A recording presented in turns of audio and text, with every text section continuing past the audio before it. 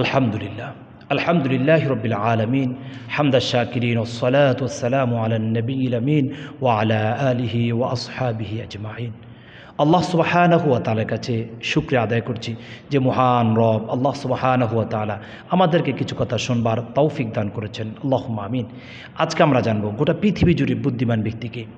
আমাদের ডানে তাকালে, বামে তাকালে, সামনে তাকালে, পিছনে তাকালে আমরা দেখি বুদ্ধিমানের ছড়াছড় আমাদের সমাজে চলছে, আমাদের রাষ্ট্রে চলছে। কিন্তু হাদিস কি সবাইকে বুদ্ধিমান বলে? কোরআন কি সবাইকে বুদ্ধিমান বলে?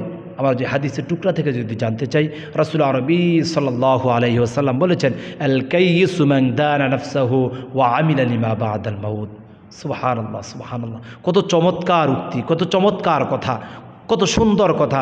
রাসূল আরবি সাল্লাল্লাহু আলাইহি ওয়াসাল্লাম বলেছেন, আল কাইয়িসু মান দানা নাফসাহু ওয়া আমিলা লিমা বা'দাল মাউত। পৃথিবীতে বুদ্ধিমান সে ব্যক্তি যে ব্যক্তি নিজের নফসকে কন্ট্রোল করতে পারে, নিজের নফসকে যিনি হেফাজত রাখতে পারে। ওয়া আমিলা লিমা বা'দাল মাউত, মৃত্যুর পরের জন্য সে কিছু সামানা জোগাড় করতে পারে, অর্থাৎ পরকালের জন্য সে কিছু সামানা নিয়ে কবরে যেতে পারে। রাসূল আরবি সাল্লাল্লাহু আলাইহি ওয়াসাল্লাম বলেছেন সে ব্যক্তি হচ্ছে পৃথিবীতে বুদ্ধিমান। তাহলে আজকে আমরা বাড়ি করছি, গাড়ি করছি, অট্টালিকা করছি, শিল্প কলকারখানার মালিক হচ্ছি। আপনি নিজেকে ভাবছেন এমপি মন্ত্রী হওয়ার পরে আপনি ভাবছেন বিশাল বিস্তৃতময় বুদ্ধির এক ফাউন্ডেশন নিয়ে, এক গবেষণা কেন্দ্র নিয়ে আমি আজকে রয়েছি। এটা ভুল, এটা ভুল, এটা চিরন্তন ভুল। তাহলে কি হবে? আপনি পৃথিবীতে এইভাবে চলাচল করেন যেমনি আপনার নফসকে আপনি হেফাজত রাখতে পারেন, আপনার নিজেকে আপনি কন্ট্রোল করতে পারেন, নিজেকে আপনি চিনতে পারেন আমাকে আল্লাহ তাআলা কেন তৈরি করা হলো, আমাকে আল্লাহ সুবহানাহু ওয়া তাআলা কেন সৃষ্টি করলো, আমি আল্লাহ সুবহানাহু ওয়া তাআলার কাছে কী বলে এসেছিলাম আর কী করছি। আল্লাহ তাআলা বলেন, ওমা খলাকতুল জিন্না ওয়াল ইনসা ইল্লা লিয়াবুদুন। পৃথিবীতে আমি মানুষ এবং জিন তৈরি করেছি কেবলমাত্র একমাত্র ইল্লা লিয়াবুদুন, মহান রবের ইবাদত করার জন্য, মহান রবের দাসত্ব গুজার করার জন্য।